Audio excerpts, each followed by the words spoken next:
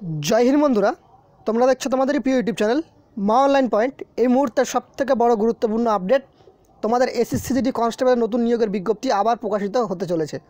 কত কি ভ্যাকেন্সি থাকবে সম্পূর্ণ কিছু তোমাদের ভিডিওতে বলে দিচ্ছি।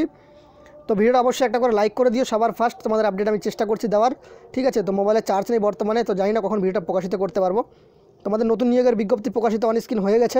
তোমরা দেখতে পাচ্ছ tentative annual calendar of examination for the year 2021-2022, ঠিক আছে। তোমরা এই নোটিফিকেশনটা সবাই কিন্তু ডাউনলোড করে নাও, নিজের মোবাইলে সবাই ডাউনলোড করে নাও। ওয়েবসাইটটি হচ্ছে তোমাদের ssc.nic.in, স্টাফ সিলেকশন কমিশনের যে অফিসিয়াল ওয়েবসাইট আছে সেই ওয়েবসাইটে গিয়ে কিন্তু তোমরা ডাউনলোড করে নাও। চলো আমরা ডাউনলোড করা আছে সেই নোটিফিকেশনটি তোমাদের দেখাচ্ছি। অন স্ক্রিন তোমরা দেখতে পাচ্ছ তোমাদের কিন্তু এখানে সমস্ত নিয়োগের বিজ্ঞপ্তির প্রকাশিত এখানে বলে দিয়েছে। এর মধ্যে এসএসসি কনস্টেবল কই তোমরা অনেকে বলবে, ঠিক আছে। সবাই স্ক্রল ডাউন করে নিচে চলে আসো। নিচে আসার পর তোমরা দেখতে পাবে constable GD central arm police force caps NIA SSF and rifleman GD in Assam rifle examination 2022 computer based examination. তোমাদের কবে থেকে কিন্তু দেখতে পাচ্ছ বিজ্ঞপ্তির তারিখ এখানে বলা রয়েছে 22/2/2023 থেকে তোমাদের কিন্তু অনলাইনে আবেদন শুরু হচ্ছে। 31/3/2023 পর্যন্ত তোমাদের কিন্তু অনলাইন আবেদন শেষ হবে।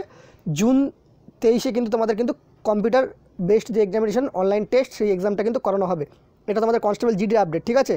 তো তোমরা বিস্তারিত যদি আরও জানতে চাও এই নিয়োগের প্রক্রিয়া কী কী থাকে, তো সে সম্পর্কে যদি ভিডিও চাই অবশ্যই কমেন্ট করতে পারো। কত ভ্যাকেন্সি থাকবে সেই সম্পর্কে বলে দেবো। তোমরা যদি চাও ভিডিওটা তাহলে অবশ্যই কমেন্ট করে জানাও, তোমাদের আমি খুব শীঘ্রই ভিডিও করে বলে দেবো তোমাদের কত ভ্যাকেন্সি আসতে চলেছে বা কোন ফোর্সে তোমাদের কত রকম ভ্যাকেন্সি থাকতে পারে, ঠিক আছে।